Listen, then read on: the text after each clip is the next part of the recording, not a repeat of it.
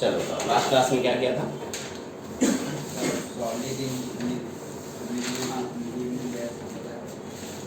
Solution किया था ना काफ़ी हद तक। तो कॉन्सेंट्रेशन करना सॉल्युबिलिटी के बेस पे हम लोगों ने सॉल्यूशन के टाइप देख लिए थे, ये तो सॉल्युबिलिटी के बेस पे सॉल्यूशन के कितने टाइप्स हुए थे?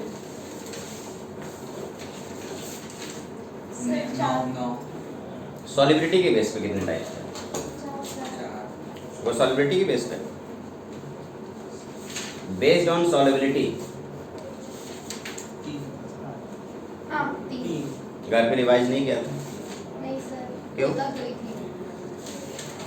तो रिवाइज करना था ना,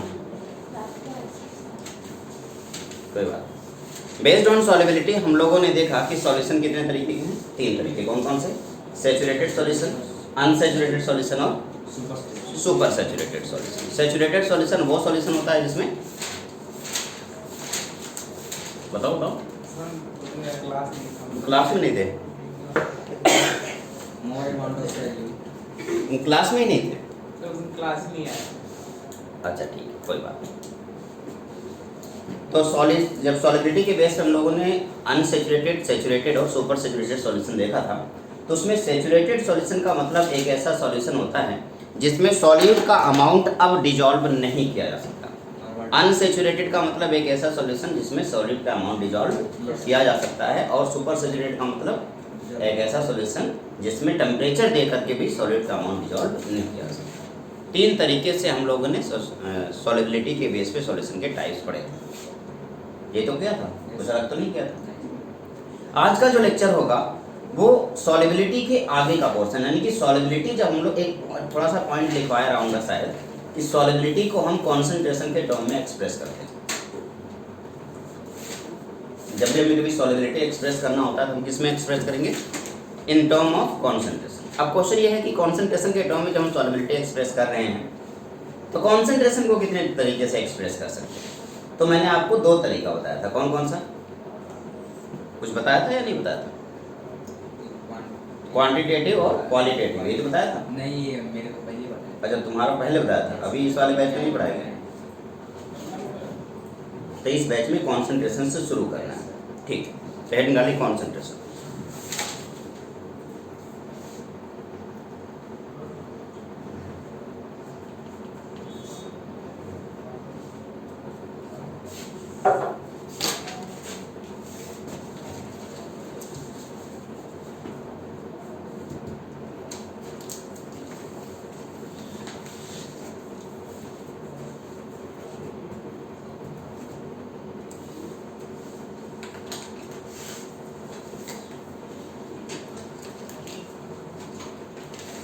निकालिए कॉन्सेंट्रेशन। क्या होता है कॉन्सेंट्रेशन समझते हैं। ठीक है, it is the amount of solute, amount of solute in specific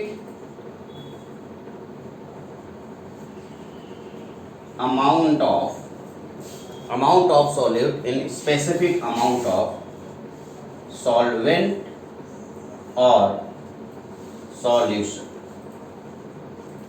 solvent या सॉल्यूशन के स्पेसिफिक अमाउंट में सॉल्यूट का अमाउंट कॉन्सेंट्रेशन। मान लो मैंने 1 लीटर सॉल्यूशन ले लिया, उस 1 लीटर सॉल्यूशन के अंदर सॉल्यूट का कितना अमाउंट है कॉन्सेंट्रेशन कराएगा। या मैंने 1 लीटर पानी ले लिया सॉल्वेंट, और उसमें हमने सॉल्यूट डाला, सॉल्यूट का जितना अमाउंट होता है उसे क्या बोलते हैं? सॉल्यूशन बोलते हैं। सॉल्यूशन क्या होता है बताइए?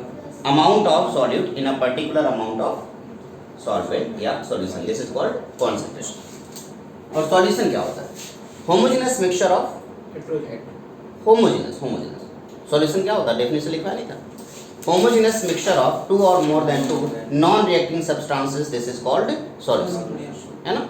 और सॉल्यूशन के अंदर मैंने आप लोगों को बताया था सॉल्यूट और सॉल्वेंट होते हैं। तो सॉल्यूट का जितना अमाउंट होता है वही अमाउंट हम कॉन्सेंट्रेशन के टर्म में रिप्रेजेंट करते हैं। और जब बात आती है कि कॉन्सेंट्रेशन को कितने टर्म में रिप्रेजेंट करते हैं, तो कॉन्सेंट्रेशन को अगर हम रिप्रेजेंट करने की कोशिश करें तो कॉन्सेंट्रेशन को पहला है बेस्ड ऑन क्वालिटी। इसके बेस पे बेस्ड ऑन क्वालिटी, इसे क्वालिटेटिव बोलते हैं, क्वालिटेटिवली। क्वालिटेटिवली हम इसे दो तरीके से डिवाइड करेंगे, एक डाइल्यूट सॉल्यूशन और दूसरा कॉन्सेंट्रेटेड सॉल्यूशन।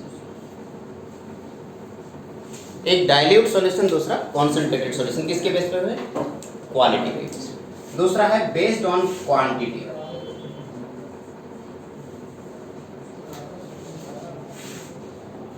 क्वांटिटी के बेस पे हम इसे क्वांटिटेटिव बोलते हैं। और क्वांटिटेटिवली अगर आप देखेंगे तो बहुत सारे तरीके, जैसे पहला है परसेंटेज। क्या है? परसेंटेज। परसेंटेज बेटा जो होता है उसमें भी तीन तरीके होते हैं। कौन कौन से? एक होता है मास परसेंटेज, मास परसेंटेज। दूसरा वॉल्यूम परसेंटेज, अभी लिखना नहीं, ठीक है। तीसरा है मास बाई वॉल्यूम परसेंटेज। तीन तरीके से हमने परसेंटेज रिप्रेजेंट किया। दूसरा होता है परसेंटेज के बाद अगला नंबर आता है पार्ट पर मिलियन। पार्ट पर मिलियन, पार्ट पर मिलियन को हम ppm से रिप्रेजेंट करते हैं। तीसरा होता है मोल फ्रैक्शन। ये सब कॉन्सेंट्रेशन के रिप्रेजेंट करने के तरीके हैं। फिर आता है मोलैरिटी, फिर आता है मोलैलिटी, और आखिरी में एक और टर्म आता है नॉर्मैलिटी। ये जितनी भी चीजें हैं ये सब के सब कॉन्सेंट्रेशन को रिप्रेजेंट करने के तरीके। फिर से एक बार बता रहा हूँ, concentration is the amount of solute in specific amount of solvent और solution, this is called concentration. We can express concentration in the on the based on quality or quantity. On the based on quality, this is called qualitatively, and qualitatively this is two types, dilute solution and concentrated solution. और अगर मैं बात करूँगा quantitatively के base पे तो हमारे पास percentage है, पार्ट पर मिलियन है, मोल फ्रैक्शन है, मोलैरिटी है, मोलैरिटी एंड नॉर्मैलिटी। अच्छा, परसेंटेज को तीन तरीके से डिवाइड किया, mass percentage, volume percentage and mass by volume percentage. अच्छा, पार्ट पर मिलियन यानी एक मिलियन में कितना, इसके बारे में आगे हम बताएंगे। मोल फ्रैक्शन को रिप्रेजेंट करने के लिए हम एक्स टर्म यूज करेंगे। एक्स ए का मतलब mole fraction of A, X B का मतलब mole fraction of B, X C होगा तो मोल फ्रैक्शन ऑफ सी।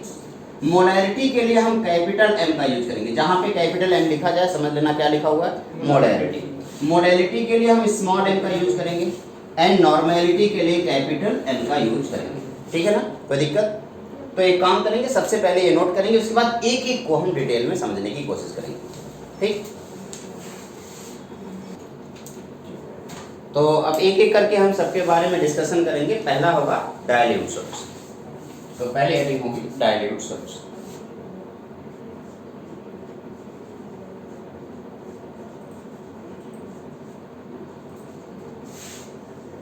क्या कोई मुझे बताना चाहेगा डाइल्यूट सॉल्यूशन क्या है?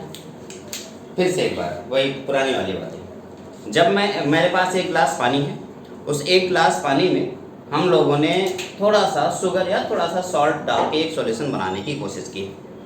तो मान लो थोड़ा सा सॉल्ट या थोड़ा सा शुगर डाल करके अगर हम सॉल्यूशन तैयार कर रहे हैं तो उस सॉल्यूशन को बनाते समय भाई आप जो अमाउंट यूज कर रहे हो, जो भी आप अमाउंट सॉल्यूट का यूज कर रहे हो वही उसका कॉन्सेंट्रेशन होगा। अगर आपने जितना अमाउंट यूज करना था प्रॉपर सॉल्यूशन बनाने के लिए, जितना अमाउंट आपको यूज करना था उतना अमाउंट आपने यूज नहीं किया, उससे कम अमाउंट अगर आपने यूज किया है तो वो सॉल्यूशन डाइल्यूट सॉल्यूशन कहलाएगा। लेकिन जितना अमाउंट एक परफेक्ट सॉल्यूशन बनाने के लिए होता है उससे ज़्यादा अमाउंट आपने यूज कर लिया तो वो हो जाएगा कॉन्सेंट्रेटेड सॉल्यूशन। ठीक है, हेड डालेंगे डाइल्यूट सॉल्यूशन और लिखेंगे इसमें a solution in which a solution in which amount of solute is relatively more. Amount of solute is relatively more. A solution in which amount of solute is relatively more. Called dilute solution. दूसरा होगा concentrated solution.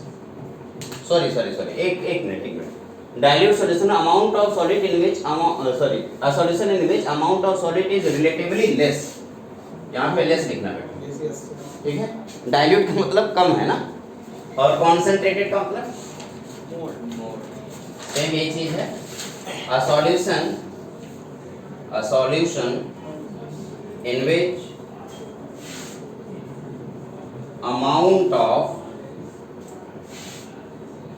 solute is relatively more। अगर relative देखा जाए, suppose that कि मैं diabetes का patient, और अगर मैं डायबिटीज का पेशेंट हूँ तो 110% ये बात तो श्योर होता है कि मैं बहुत ही हल्की मीठी चाय पीऊँगा, बहुत ही लाइट, है ना। अच्छा, आलू नहीं खाऊंगा, चावल नहीं खाऊंगा। चलो मान लो मैं चाय की बात करता हूँ, तो मैं चाय बहुत ही फीकी चाय पीऊँगा, उसमें मिठास बहुत कम होनी चाहिए, ऐसी चाय। तो जो मेरे लिए जो सही है, जो मुझे रिक्वायरमेंट है जितनी शुगर की, उस आपके लिए क्या उतनी शुगर की रिक्वायरमेंट है? नहीं, आपको तो ज़्यादा शुगर की रिक्वायरमेंट है, तो वो चाय आपके लिए क्या होगी? डाइल्यूट होगी। लेकिन अगर वही चाय जो आपके लिए है, अगर वो मुझे पिलाई जाए तो मेरे लिए वो क्या हो जाएगी? नहीं, जो चाय आपके लिए बनी है वो अगर मुझे पिलाई जाए तो मेरे लिए क्या हो जाएगी? कॉन्सेंट्रेटेड, क्योंकि मुझे तो उतने शुगर के अमाउंट की जरूरत ही नहीं थी, मेरे हिसाब से तो उसमें ज़्यादा शुगर पड़ा हुआ है ना। इस वजह से मेरे लिए वो कॉन्सेंट्रेटेड होगी, यानी कि मेरी चाय आपके लिए डाइल्यूट और आपकी चाय मेरे लिए कॉन्सेंट्रेटेड। तो डाइल्यूट एंड कॉन्सेंट्रेटेड ये एक रिलेटिव वर्ड है, पर्सन टू पर्सन चेंज हो सकता है डाइल्यूट एंड कॉन्सेंट्रेटेड, ठीक है। ये डिपेंड करता है हम जिस सॉल्यूशन की बात करें उसके लिए स्पेसिफिक अमाउंट कितना होना चाहिए, यानी कि परफेक्ट अमाउंट कितना होना चाहिए। उस परफेक्ट अमाउंट से ज़्यादा अमाउंट अगर हमने यूज किया है तो समझ लेना कि वो कॉन्सेंट्रेटेड है। उस अमाउंट से कम अमाउंट अगर हमने सॉल्यूट का यूज किया है तो समझ लेना वो डाइल्यूट है। सिंपल सी बात है ना, कोई दिक्कत परेशानी? ओके, आगे बढ़ो। तीसरा जो पोर्शन है, अब हम लोगों ने क्वालिटी के बेस पे तो इसको डिवाइड कर लिया। अब किसकी बेस पे है? क्वांटिटी के बेस पे। क्वांटिटेटिवली हम लोगों ने सबसे पहले क्या यूज किया था? परसेंटेज।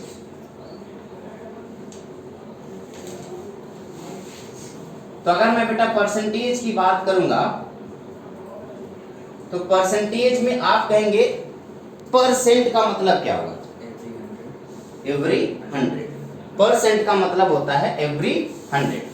तो यहाँ पे 100 में से कितना, टोटल 100 पार्ट है, उस 100 पार्ट में से कितना पार्ट, ये परसेंट कहा जाता है, ठीक है। लिखें आउट ऑफ 100। क्या लिखेंगे? Out of 100। परसेंट का मतलब होता है आउट ऑफ 100। अब एक मिनट के जरा सोचते हैं, अगर मेरे पास दो चीजें हैं, ए और बी, दोनों को मिला करके एक सॉल्यूशन तैयार किया, एक मिनट में जरा सोचिए, और मुझे किसी एक का परसेंटेज कैलकुलेट करना है। तो मान लो मुझे परसेंटेज ऑफ ए कैलकुलेट करना है, तो आप कहेंगे कि जब परसेंटेज ऑफ ए कैलकुलेट करना है तो आप पहले ए का मास बताओ कितना यूज किया है ना। तो ये हो गया अमाउंट ऑफ ए या मास ऑफ ए, ये तो होगा। अब परसेंटेज में तो ये भी तो दिक्कत है कि हम लोग जिस परसेंटेज की बात कर रहे हैं वो कौन सा वाला है? क्या वो मास परसेंटेज है, वॉल्यूम परसेंटेज है, या मास बाई वॉल्यूम? तो अगर हमें परसेंटेज ऑफ ए कैलकुलेट करना है तो amount of A, amount of A divided by total amount, divided by total amount multiplied by 100, ये क्या हो गया? परसेंटेज ऑफ ए।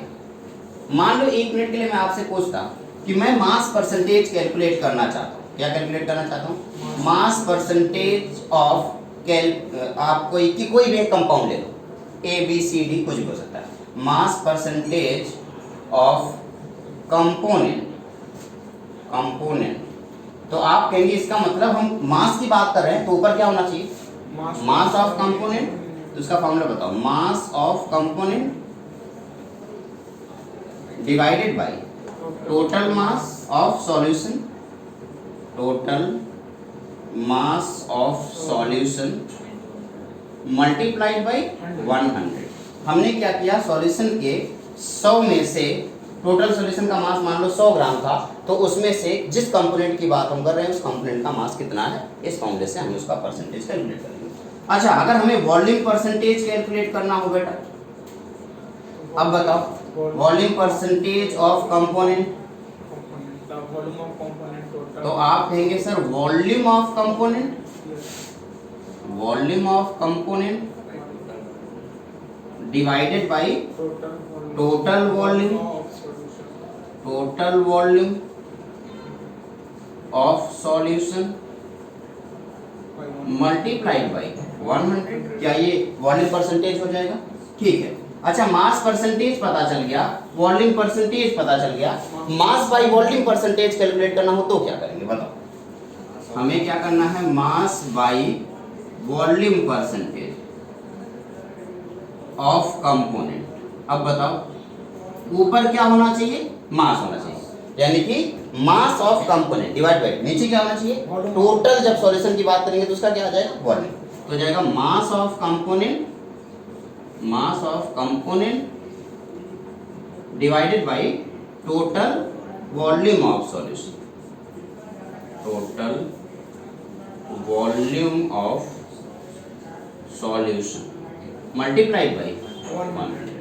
तो ये हो गया आपका total mass by volume percentage. तो इस तरीके से हमने 3 परसेंटेज निकाल लिया। कौन कौन सा परसेंटेज है फिर से बता रहा हूँ। मास परसेंटेज का मतलब क्या होगा? मास परसेंटेज का मतलब होगा mass of component divide by total mass of solution multiplied by 100। Volume percentage का मतलब volume of component divide by total volume multiplied by 100। Mass by volume percentage का मतलब mass of component divide by volume नीचे है ना, total volume of solution multiplied by 100। 100 से हम क्यों मल्टीप्लाई कर रहे हैं? क्योंकि हम किसकी बात कर रहे हैं? परसेंट की बात कर रहे हैं। हम यहाँ परसेंटेज की बात कर रहे हैं। हम किसकी बात कर रहे हैं? परसेंटेज की बात कर रहे हैं। परसेंटेज का मतलब क्या होता है? Out of 100। परसेंट का अगर संधि विच्छेद करें, संधि विच्छेद समझते हो? Yes, sir. परसेंट का अगर हम संधि विच्छेद करें, पर प्लस सेंट, पर मीन्स एवरेज और सेंट मीन्स 100। 100 में से कितना, यही परसेंटेज कहलाता है। तो परसेंट का मतलब 100 में से कितना। मान लो अगर हम आपके पूरे क्लासरूम में 100 बच्चे हैं, उस 100 बच्चे में से 99 स्टूडेंट हैं जो नीट में सेलेक्ट हो गए, तो हमारे इस क्लासरूम का रिजल्ट कितना रहा? 99%, क्योंकि 100 में से 99 बच्चे सिलेक्ट हुए।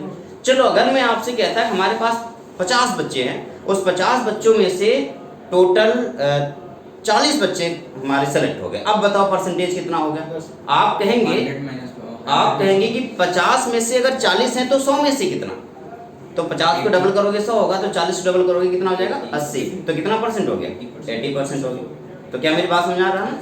तो आपको जब पूछा जाए परसेंटेज तो आप यही समझेंगे कि 100 में से कितना, आउट ऑफ 100 कितना होगा। तो ये आप एक बार अपनी कॉपी में नोट करेंगे, फिर आगे बढ़ेंगे।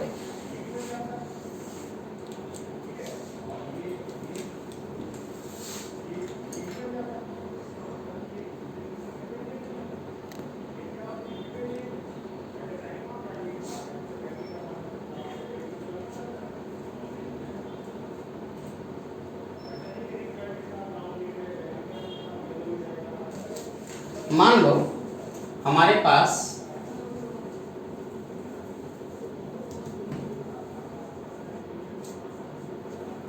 मान लीजिए हमारे पास एक सॉल्यूशन है। वो सॉल्यूशन, उस सॉल्यूशन को बनाने के लिए हमने 50 ग्राम शुगर यूज किया है और उसमें हम लोगों ने डाल दिया है, वो उसको शुगर को 50 ग्राम शुगर को 150 ग्राम वाटर में डाल दिया है और इससे एक सॉल्यूशन तैयार किया है ना। और मैं आपसे कह रहा हूं कि ये जो भी सॉल्यूशन तैयार हुआ है उसमें मास परसेंटेज ऑफ शुगर और मास परसेंटेज ऑफ वाटर कैलकुलेट करना है। तो कैसे कैलकुलेट करोगे? तो पहले मास ऑफ शुगर कितना है बेटा? मास ऑफ शुगर कितना है? 50 ग्राम। अच्छा मास ऑफ वाटर आपको पता है क्या है? 150 ग्राम। टोटल मास ऑफ सॉल्यूशन कितना है? टोटल मास ऑफ सॉल्यूशन कितना है? आप कहेंगे 50 प्लस 150, आंसर 200 ग्राम, यही ना। अच्छा अब हमें कहना है कि मास परसेंटेज ऑफ शुगर बताओ। तो मास परसेंटेज ऑफ शुगर कैसे कैलकुलेट करेंगे? Mass of sugar multiplied by total mass of solution यही तो होगा। Yes, sir. तो mass of sugar multiplied by total mass of solution sorry divided by total mass of solution multiplied by 100, यही तो होगा। Yes, और check करते हैं मास ऑफ शुगर बताओ कितना है, sir. 50 gram. कितना है 50 gram. 50 gram divided by total mass of solution कितना है 200 gram. 200 gram multiplied by 100। तो 100 ने 0000 को मार दिया, कितना आ गया आंसर 25%। किसका, शुगर का। अब हमें मास परसेंटेज ऑफ शुगर की बजाय किसका निकालना है, वाटर। तो वाटर का मास परसेंटेज निकालने के दो तरीके। पहला तरीका तो सेम फॉर्मूला लगाओगे, क्या लगाओगे, mass of water divided by Total mass. Total mass of solution into 100। तो इसका जब आप सॉल्व करोगे तो मास ऑफ कितना है 150 डिवाइडेड बाई 200 मल्टीप्लाइड बाई 100। 00 ने 00 को मार दिया, आंसर कितना आएगा 75%। इसका 75% आएगा, इसका 25%। या एक और तरीका है, जब आपको मास परसेंटेज ऑफ वाटर निकालना हो तो आपको पता है जब हम परसेंटेज की बात कर रहे हैं, एक कैलकुलेट कर चुके हैं तो दूसरे को 100 में से सपरेट कर देंगे। तो आप ऐसे कर सकते हो 100 minus mass percentage of sugar. देखो वाटर का तो निकालना है, मास परसेंटेज ऑफ शुगर कितना आ जाएगा 100 माइनस 25, आंसर तब भी कितना आने वाला है 75%। कोई दिक्कत। तो दो तरीके से मास परसेंटेज निकालेंगे, इसलिए आपको इस क्वेश्चन को सॉल्व करने से पहले एक नोट पॉइंट लिखना है। मास परसेंटेज जहां पे आपने लिखा है वहीं पे आपको लिखना होगा mass percentage of A plus mass percentage of B, this is equal to 100। A और बी क्या है, किसी बाइनरी सॉल्यूशन में ए और बी क्या है, सॉल्यूट एंड सॉल्वेंट। अगर ए को मैं सॉल्वेंट मानूं और बी को मैं सॉल्यूट मान लूं तो ए और बी आपस में मिलकर के क्या बनाएंगे, सॉल्यूशन बनाएंगे, है ना। Yes, sir. तो उसके लिए अगर हमें mass percentage of A plus mass percentage of B लिखना हो तो टोटल आंसर कितना आएगा 1। यानी कि सॉल्यूट और सॉल्वेंट जितने हैं उन सबका मास परसेंटेज आपस में आप काउंट करेंगे तो टोटल 100 आना चाहिए। पहले ये नोट पॉइंट लिखेंगे और उसके बाद फिर ये क्वेश्चन लिखेंगे। पहले नोट पॉइंट लिखेंगे, फिर ये क्वेश्चन लिखेंगे, फिर इसका सॉल्यूशन लिखेंगे। आपका मास परसेंटेज या वॉल्यूम परसेंटेज, अभी मास परसेंटेज कंप्लीट हुआ, फिर हम वॉल्यूम परसेंटेज पे एक क्वेश्चन करेंगे। एक क्वेश्चन इस पे और करेंगे। कैलकुलेट द क्वेश्चन है, calculate mass percentage of each substance या every element in CaCO3, mass percentage of every element in CaCO3 में जितने हैं सबका मास परसेंटेज कैलकुलेट करें। तो आप कहेंगे कि पहला काम तो है कि मास ऑफ Ca पता चले। Yes, sir. Mass of Ca बताओ। पहले तो टोटल मास, मॉलिक्यूलर मास कितना है, मॉलिक्यूलर मास CaCO3. या मैं मोलर मास बताऊं कितना। चलो मोलर मास कितना है इसका, कैलकुलेट करो। आप कहेंगे कैल्शियम का कितना है 40, कार्बन कितना होता है 12, ऑक्सीजन कितना होता है 16 मल्टीप्लाई बाई 3, टोटल आंसर कितना आ जाएगा 100 ग्राम। अगर आपका मोलर मास इसका 100 ग्राम आ गया, मास ऑफ कैल्शियम बताओ कितना है, आप कहेंगे 40। मैं कहूंगा मास ऑफ कार्बन कितना है 12 ग्राम। मास ऑफ ऑक्सीजन कितना है 3 × 16 कितना हो गया 48 ग्राम। तो आपके पास सारे मास है, मास ऑफ कैल्शियम पता है, मास ऑफ कार्बन पता है, मास ऑफ ऑक्सीजन पता है। हमें मास परसेंटेज कैलकुलेट करना, आप फटाफट बता दो कि मास परसेंटेज कितना है। जल्दी बताओ, मास परसेंटेज ऑफ कैल्शियम, भाई mass of calcium divide by total mass multiplied by 100। Mass of calcium कितना है 40, टोटल मास कितना 100 मल्टीप्लाइड बाय 100, आंसर कितना आ गया 40%। कितना आसान है। अच्छा दूसरा है mass of, mass percentage of carbon भी सेम ही आएगा कितना 12%, and mass percentage of oxygen कितना आ जाएगा 48%। तो अब अगर मान लो कभी क्वेश्चन दिया हो और उस क्वेश्चन में मास परसेंटेज एलिमेंट का पूछा जाए तो बता लोगे ना। चलो अगला क्वेश्चन है, बताना जरा इसका, ये अभी पूछ रहा हूँ क्वेश्चन। अगला क्वेश्चन नंबर 2 है। अगर आप खुद से पूछ लिया जाए कि आप मुझे बस कार्बन डाइऑक्साइड में हर एक एलिमेंट का मास परसेंटेज कैलकुलेट करके बताओ, तो आप पहला काम करेंगे कार्बन डाइऑक्साइड का मोलर मास कैलकुलेट करेंगे, या एक मॉलिक्यूल है ना उस मॉलिक्यूल का मॉलिक्यूलर मास कैलकुलेट करेंगे। बताओ मास ऑफ कार्बन कितना होता है 12 ग्राम। मास ऑफ ऑक्सीजन कितना है, ऑक्सीजन हो गया 2 × 16 यानी कि 32 ग्राम। टोटल मास बताओ कितना है, आप क्या करेंगे 12 + 32 यानी कि 44 ग्राम। अब हमें क्या कैलकुलेट करना है, मास परसेंटेज ऑफ कार्बन कैसे निकलेगा, मास ऑफ कार्बन कितना है 12 डिवाइड बाय टोटल मास कितना है 44 मल्टीप्लाइड बाय 100। ठीक है, इसी तरीके से हम मास परसेंटेज ऑफ ऑक्सीजन निकालेंगे, कितना आ जाएगा, mass of oxygen divided by 44 multiplied by 100। इसे कैलकुलेट करेंगे और इसे कैलकुलेट करेंगे, आंसर आ जाएगा। यस सुनो, नोट कीजिए, उसको कैलकुलेट करने हैं।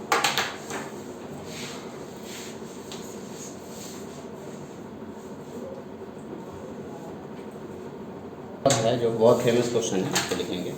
Calculate the mass percentage of iron in haemoglobin. Calculate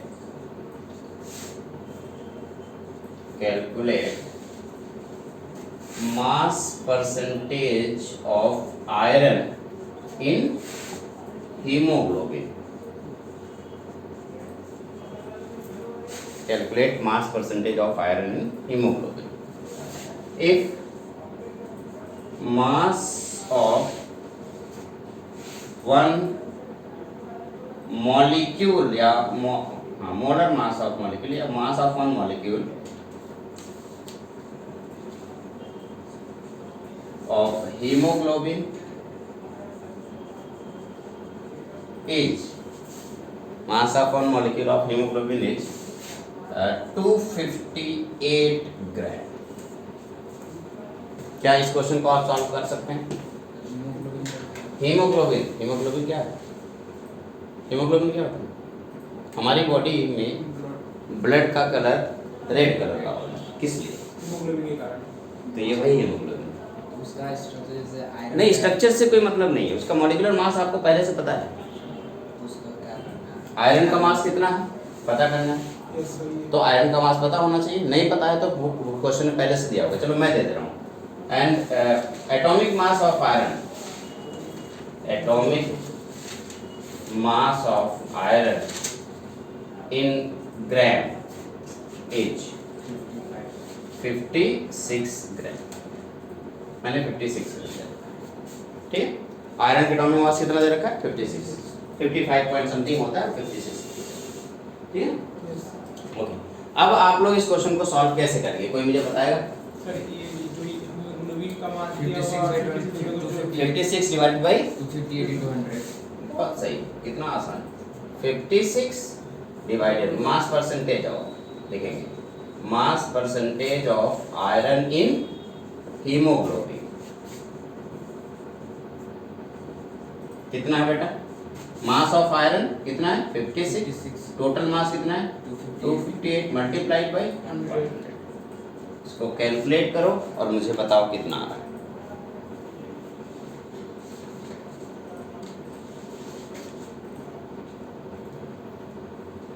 कितना आ रहा है?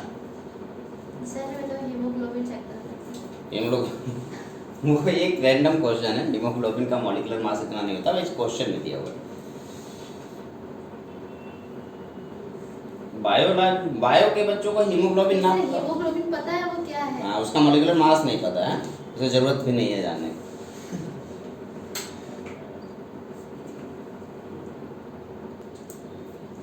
कितना आ रहा आंसर बेटा? 21.70%। देखो ये इस क्वेश्चन के अकॉर्डिंग है, डजंट मैटर कि ये एग्जैक्टली मत सोच लेना कि हमेशा हमारे बॉडी के अंदर आयरन 21% होता है। यही क्वेश्चन बनाने की वजह से है। क्वेश्चन में कुछ और मॉलिक्यूलर मास कुछ और दिया जा सकता है, हीमोग्लोबिन का एग्जैक्ट हो सकता है कि आपको मॉलिक्यूलर मास दिया हो, ठीक है। तो ये एक छोटा सा क्वेश्चन था, और अब आप लोग परसेंटेज की टाइप के जो क्वेश्चन आएंगे वो सॉल्व कर लेंगे। मैंने इसी परसेंटेज में सब कुछ कंप्लीट कर दिया है, सारे जितने भी टाइप के क्वेश्चन बन सकते हैं मैंने करा दिए। अब अगला काम होगा हमारा वॉल्यूम परसेंटेज। लिखें, हेडिंग डालें वॉल्यूम परसेंटेज। जो भी आप मेडिसिन खाते हो, जो भी दवाइयाँ खाते हो, कभी उस दवाइयों को या फिर कोई सिरप पी रहे हो, सिरप पीते समय क्या आपने कभी ध्यान से देखा है कि उसके ऊपर हर एक दवाइयों का कॉम्पोजिशन लिखा होता है, दारू के ऊपर लिखा होता है, ठीक। दारू तो पीते नहीं आप लोग, दवा पीते हो। बिहार के लोग नहीं पीते हैं दारू, बंद हो? अच्छा है, वो ड्राई स्टेट हो गया। हाँ, तभी तो मैं दिल्ली चला है। गुजरात में तो बंद हो गया। गुजरात तो बहुत पहले से बंद है, पीते तभी तो गुजरात में छोड़ छोड़ दिया। पीते हैं लोग, बंद तो है हैं। ब्लैक में पीते हैं। वो दारू बंद नहीं की जाती, महंगी की जाती है। दारू बंद करने का मतलब महंगा कर देना होता है। बिहार के पास तो ये भी है, यूपी बॉर्डर है, उधर नेपाल बॉर्डर है। तो दोनों जगह से मिल रहा है, क्या ही फर्क पड़ता है इससे। कितना भी बंद कर दो, हम चोरी छुपे लेके आएंगे, पियेंगे जरूर, है। हमें कैसे रोक लोगे आप? ये तो हक, जन्म सिद्ध अधिकार है कुछ पीने का हमारा। और सड़क पे सोएंगे। सड़क पे तो मान लो सोने का वो बचपन से ही आदत है, उसे नहीं बदल सकते। कुछ लोगों की मजबूरी भी है, अब क्या ही कर सकते हैं उसे, लेकिन कुछ लोग पी के सो जाते हैं। Yes, sir. हमारा जो अगला क्वेश्चन है वो होगा वॉल्यूम परसेंटेज। फॉर्मूला ऑलरेडी आपको लिखवाया जा चुका है, volume of substance component divide by total volume multiplied by 100। ये वॉल्यूम परसेंटेज का हो गया फॉर्मूला। अब आपको एक क्वेश्चन दिया जाएगा, उस क्वेश्चन में आपको सॉल्व करना है। लेकिन इफ इसी वॉल्यूम पर नया क्वेश्चन, हाँ वॉल्यूम परसेंटेज का क्वेश्चन होगा। if 25 milliliter of alcohol mixed with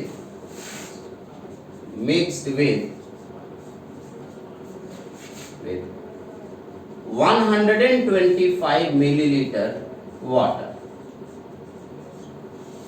25 millilitre alcohol को 125 मिलीलीटर वाटर में डाल दिया।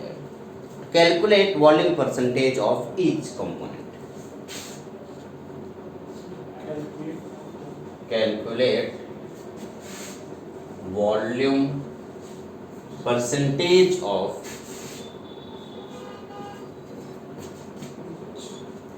Alcohol and water. each alcohol and water. Each component या फिर अल्कोहल एंड वाटर।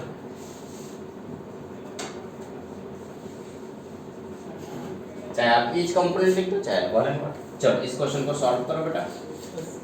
कैसे करोगे? सबसे पहला वॉल्यूम ऑफ अल्कोहल बताओ कितना है? 125 है। वॉल्यूम ऑफ अल्कोहल है 125 मिलीलीटर, यही ना?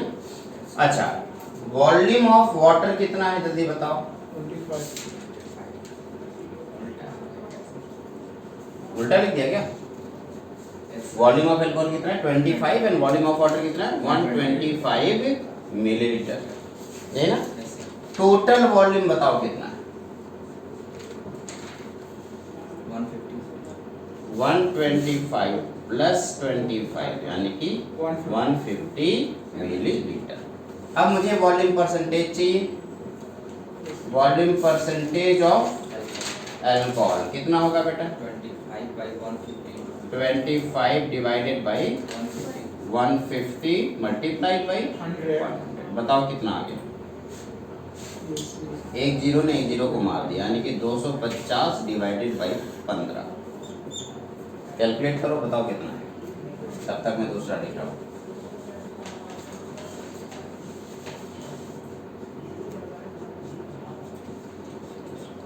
वॉल्यूम परसेंटेज ऑफ अल्कोहल आपका आ गया 20.83 20.83। तो इसका कितना आ जाएगा 100 माइनस 20.83। जल्दी से कैलकुलेट करके बता दो वाटर का कितना है 79.17%। शाबाश। तो इस तरीके से हम लोगों ने दोनों का परसेंटेज कंप्लीट कर लिया। तो वॉल्यूम परसेंटेज ये हो गया।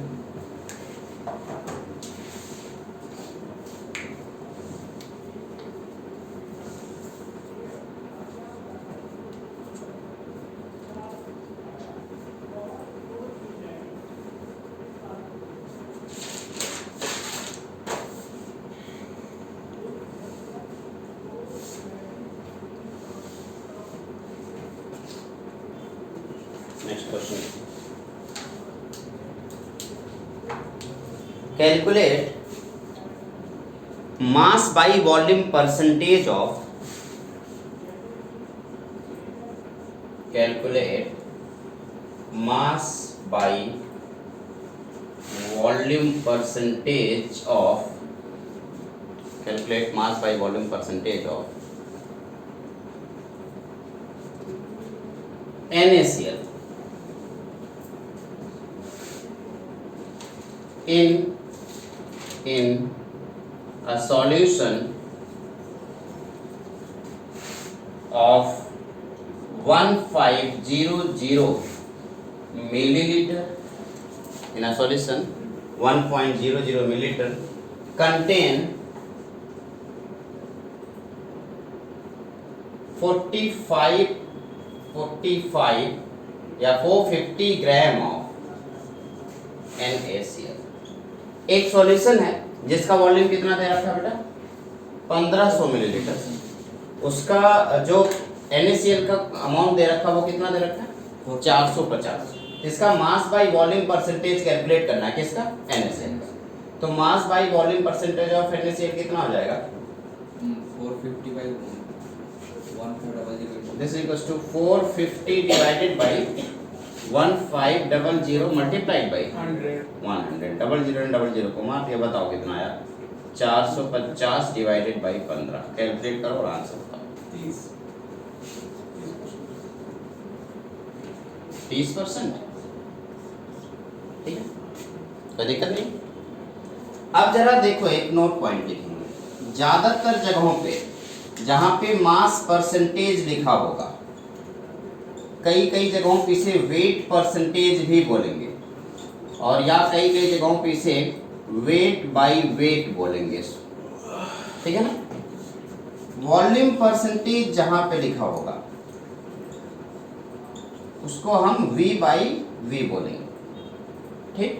और जहां पे मास बाई वॉल्यूम लिखा होगा वहां पे क्या लिखेंगे W बाई V। तो V by V, W by W and W by V 3 type के सॉल्यूशन हैं और तीनों के परसेंटेज आपको बता दिए गए। तो यहाँ पर आपका परसेंटेज खत्म होता है। परसेंटेज पोर्शन यहीं पर पूरी तरह से खत्म हो गया। अब है आपका पार्ट पर मिलियन। 100 में से जितना था वो परसेंटेज कहलाया, मिलियन में से जितना होगा वो क्या कहलाएगा W/W क्या weight by wait. W by W का मतलब वेट बाई वेट या mass by mass, mass by mass या weight by wait. V by V का मतलब volume by volume, W by V का मतलब वेट बाई वॉल्यूम। ठीक है ना। ओके इसे नोट करेंगे फिर हम लोग पार्ट पर मिलियन पढ़ते हैं। पार्ट पर मिलियन।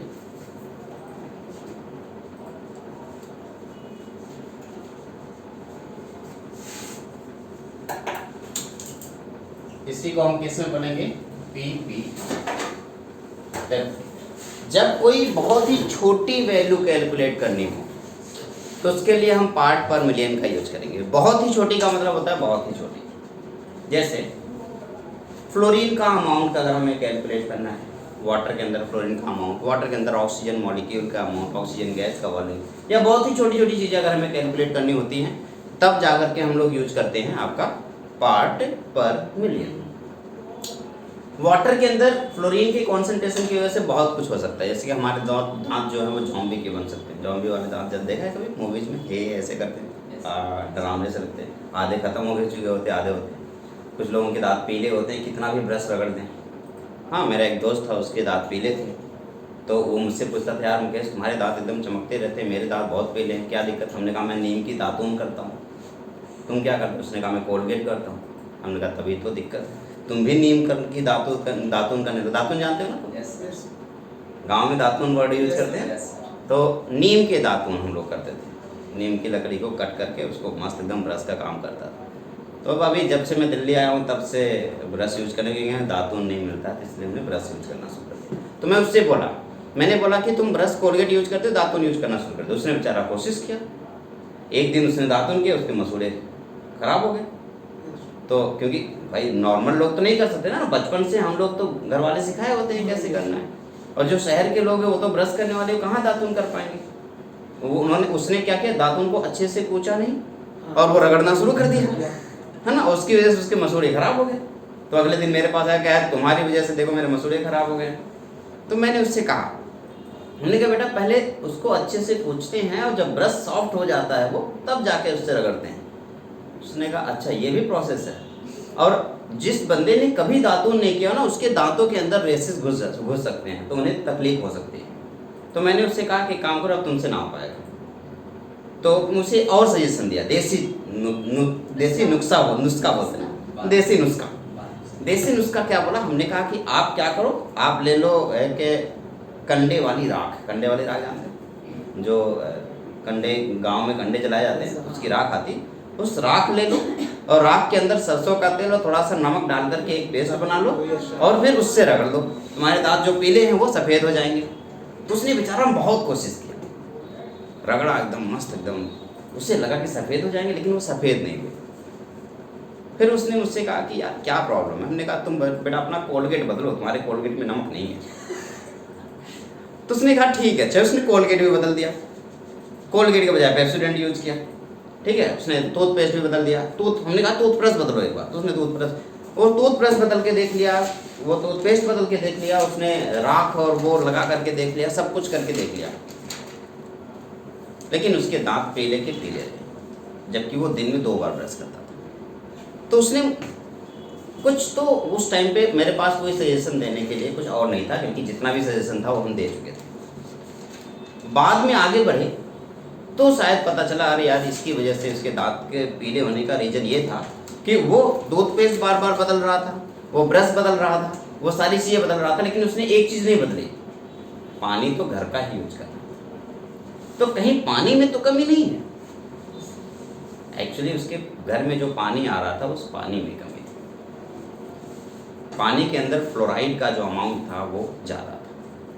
पानी के अंदर फ्लोराइड के अमाउंट के ज़्यादा होने की वजह से हमारे दांत पीले हो जाते हैं, और ज़्यादा फ्लोराइड का अमाउंट होता है तो दांत डिके करने लगते हैं, और बहुत ज़्यादा होता है तो हम उठते नहीं हैं, उठ जाते हैं। अगर हम डिके करने का मतलब दांत टूटने लगते हैं, ख़राब होने लगते हैं, ठीक, हाँ, धीरे धीरे खराब होने लगते हैं, ठीक है। जैसे जॉम्बी वाले दांत होते हैं, या फिर कोई जो ज़्यादा तम्बाकू खाता हो उसके दांत देख लो, तो ऐसे होने लगते हैं। वो फ्लोरीन के अमाउंट की वजह से भी होता है, ठीक। अगर आपने वाटर के अंदर फ्लोरीन का अमाउंट आपके घर में ज़्यादा है तो फिर आपके हड्डियों में भी प्रॉब्लम हो सकती है अगर आप उसे पी रहे हैं। तो वैसे तो पीने के लिए वो लोग वो सिर्फ नहाने और ब्रश करने के लिए यूज करते थे, पीने के लिए तो उनके पास आरओ था। तो वो उसने एक गलती क्या की कि वो पानी बदल नहीं रहा था। तो हमने उससे कहा, हमने कहा एक काम करो, जो आरओ एक बार ट्राई करके देखो, तो जो आरओ वाला पानी जो तुम पीते हो उसी से ब्रश किया करो। तो उसने ऐसे कोशिश किया, 5 या 6 दिन के अंदर उसने वो राख वाला पेस्ट यूज किया और उसके दांत फिर से चमकने लगे। तो उसकी गलती पानी में थी, कमी पानी में था, उसके ब्रश में कोई कमी नहीं था, उसके टूथपेस्ट में कोई कमी नहीं थी। तो पार्ट पर मिलियन का यूज हम लोग उस पानी के अंदर फ्लोराइड के अमाउंट को मेजर करना, पानी के अंदर सॉल्ट का अमाउंट मेजर करना, सोडियम का अमाउंट मेजर करना, या फिर छोटी छोटी चीज़ें जो बहुत ही मिनरल्स हैं उन सब चीज़ों को मेजर करने के लिए हम पार्ट पर मिलियन का यूज करते हैं। तो पार्ट पर मिलियन से ही आपको पता चल रहा है कि ppm का मतलब होता है part of component divided by, बताओ, divided by total part of solution, यही ना, मल्टीप्लाई। पिछली बार हमारे पास परसेंट था तो कितने से मल्टीप्लाई करते थे, सेंट से, सेंट मतलब 100। इस बार मिलियन से मल्टीप्लाई करना होगा। 1 मिलियन का मतलब 10 टू द पावर 6। 1 मिलियन को हिंदी में कितने बोलते हैं? 1 मिलियन को हाँ, हिंदी में क्या बोलते हैं? करोड़। करोड़ बोलते हैं? अरब। अरब बोलते हैं? फिर से काउंट करो। 1 मिलियन को हिंदी में क्या बोलते हैं बताओ? लाख। लाख। अच्छा फिर से देखो, यहाँ पे लिखा 10 टू पावर 6 का मतलब 1 2 3 4 5 6। काउंट करो, इकाई, दहाई, सैकड़ा, हजार, 10,000, लाख, 10 लाख। तो 1 मिलियन को कितना बोलते हैं? 10 लाख। तो अगर कभी अचानक से किसी ने पूछ लिया तो फिर बता भी पाओ। ऐसा करो, 1 मिलियन मीन्स 10। Okay okay. तो अब यहाँ पे आपको ये पार्ट पर मिलियन, अब यह जो पार्ट वर्ड हमने यूज किया, ये पार्ट में कुछ भी हो सकता है। जहाँ पे मैंने पार्ट यूज किया है, इस पार्ट में मास भी हो सकता है, वॉल्यूम भी हो सकता है, नंबर ऑफ पार्टिकल्स भी हो सकते हैं, कुछ भी हो सकता है। लेकिन जब जो पार्ट आपने ऊपर यूज किया वही पार्ट आपको नीचे यूज करना है। यानी कि अगर आपने मास ऊपर यूज किया तो नीचे भी क्या यूज करना है?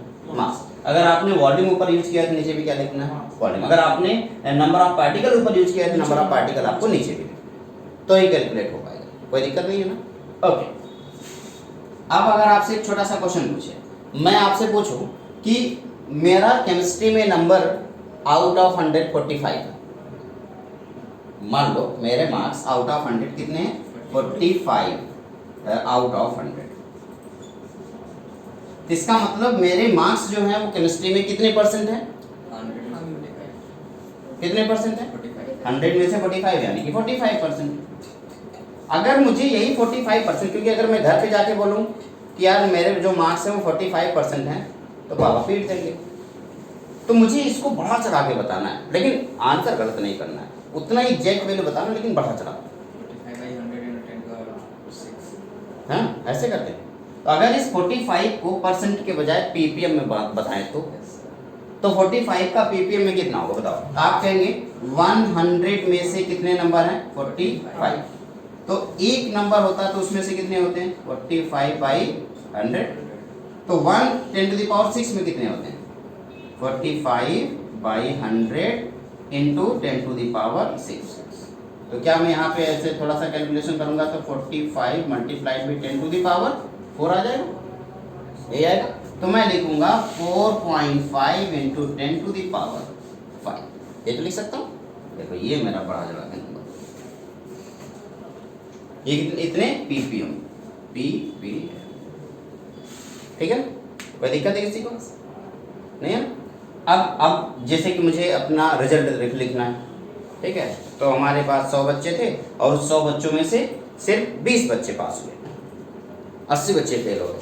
तो परसेंटेज में आप ऐसा नहीं लिख सकते ना 20% आपका रिजल्ट रहा, 80% फेल है, आप ऐसा नहीं लिख सकते हो। तो हम लिख सकते हैं 2 into 10 to the power 5 PPM success ratio है। पीपीएम तो छोटा सा लिखना है, पीपीएम छोटा सा लिखना है। तो 2 into 10 to the power 5 PPM success ratio. अब लोगों को लगेगा नहीं भाई साहब 2 इंटू 10 टू द पावर 5 ये सक्सेस रेशियो है इनका, बहुत ज़्यादा है। लेकिन उन्होंने ये थोड़ी ध्यान दिया, क्योंकि ज़्यादातर लोग तो ये इस पर स्टार जो लगा होता है उसको कोई ध्यान ही नहीं देता। नहीं बोलेंगे हमारे यहाँ की जो सैलरी फीस है, मान लो हमारे यहाँ की जो फीस है, मैंने आपको बोल दिया 2000, फिर तो छोटा सा स्टार लगा दिया, तो लोगों को लगेगा 2000, क्या वो स्टार देख के आते हैं? नहीं, जब वो तो अकेडमी पहुँचेंगे तब उन्हें पता चलेगा स्टार का मतलब बहुत सारी चीज़ें, टर्म्स एंड कंडीशन बढ़ने लगती हैं, फिर वो 2000 का 20,000 में बदल जाता है, पता भी नहीं चलता। हाँ, तो ये जो स्टार लगेगा इस पर किसी का ध्यान थोड़ी जाएगा। तो अगर हम किसी चीज़ को बढ़ा चढ़ा के लिखना चाहें तो हम 100 को किस में लिख सकते हैं? मिलियन, पीपीएम में। तो अगर आपको 100 को पीपीएम में कन्वर्ट करना है तो आपके पास ऑप्शन क्या है? Percentage. PPM equals to percentage multiplied by 10 to the power 4। किसी भी परसेंटेज को पीपीएम में कन्वर्ट करने के लिए आप ये फॉर्मूला यूज कर सकते हो। मान लीजिए 45% है, 45% को हमें पीपीएम में कन्वर्ट करना, कितना हो जाएगा? 45 multiplied by 10 to the power 4, यानी कि 4.5 इंटू 10 टू द पावर 5, इतना पीपीएम। बात समझ आ रही है? ये पीपीएम और परसेंटेज। तो इस तरीके से हम लोगों ने पीपीएम समझने की कोशिश किया। इस पर एक क्वेश्चन करेंगे, पहले समाप्त करें। क्वेश्चन लिखिए 5 ग्राम 5 gram oxygen present in 5 gram oxygen present in